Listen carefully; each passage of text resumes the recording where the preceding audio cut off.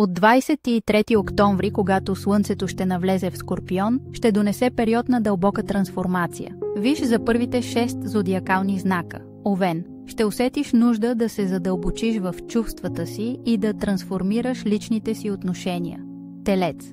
Ще се фокусираш върху партньорствата и ще търсиш по-голяма емоционална близост и разбиране. Близнаци.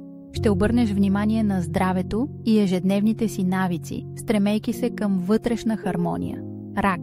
Ще се отдадеш на творчески проекти и ще потърсиш повече страст и радост в личния си живот. Лъв.